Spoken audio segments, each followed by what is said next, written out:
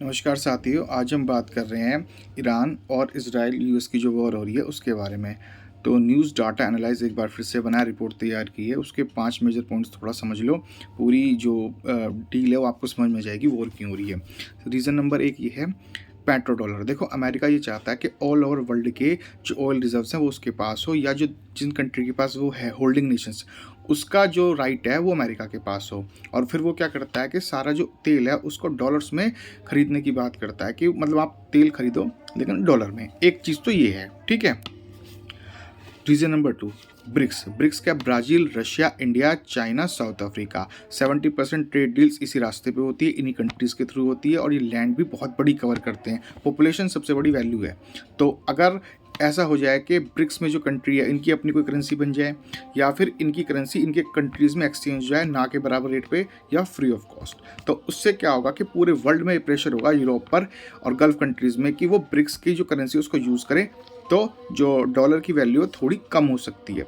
तीसरी सबसे बड़ी बात, जो न्यूक्लियर वेपन्स रखे हैं ईरान ने 20 साल से तैयारी की है, और ये जो जो कुछ भी हुआ है, ये सबसे बड़ी बात होती है गल्फ कंट्रीज़ में अपने आप का दबदबा बनाना। देखो, ईरान का जो संबंध है वो सऊदी अरब से भी है और दूसरी कंट्रीज से भी है, बट देखो हर कोई चाहता है कि उसका इन्फ्लुएंस, उसका प्रभाव ज़्यादा हो, और एक छोटी सी बात है तो क्योंकि सऊदी अरब ने ये भी बोला है कि वो 2050 तक आते आते अपने आप को काफ़ी ग्लोबल लेके जाएगा, काफ़ी बड़ा करेगा।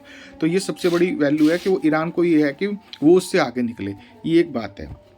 और ट्रेड डील्स, देखो ट्रेड डील्स क्या होती हैं कि जो सी है, जो ओशन वाला पार्ट होता है, अमेरिकन नेवी उसके ऊपर कब्जा चाहती है ताकि जो ओशन वाला पार्ट आ जाए वो अमेरिकन नेवी बेस के साथ रहे, जो अभी थोड़े क्राइसिस भी आपने देखे लास्ट थोड़े समय में वो।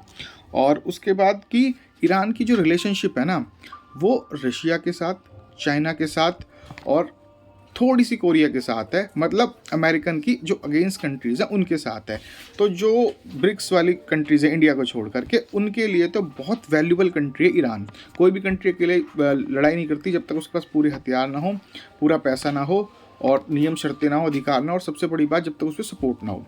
तो इस तरह से जैसे कि अमेरिका के लिए यूक्रेन रशिया के पास वाले बॉर्डर पर है, उसके लिए सबसे बड़ा हथियार है, इसी तरह से same as it is Iran जो है रशिया के साथ है। तो यहाँ आपको ये बात समझ में आएगी कि ये वॉर वाला जो पार्ट है कितना इंपॉर्टेंट है। तो बिल्कुल सीक्रेटली होता है सारा काम, ये कोई आपको इंटरनेशनल मीडिया कवर नहीं करती है, ये आपको अपनी स्टडी से समझ में आ जाएगा। थोड़ा सा उन लोगों के साथ जुड़ो, इंटेलेक्चुअल्स, ब्यूरोक्रेट्स, डेमोक्रेट्स के साथ, थोड़ा सा पढ़ने वाले लोगों के साथ जुड़ो, थोड़ा सा ग्लोबल पॉलिटिक्स को समझो, आपको सारी चीज़ें क्लियर हो जाएंगी।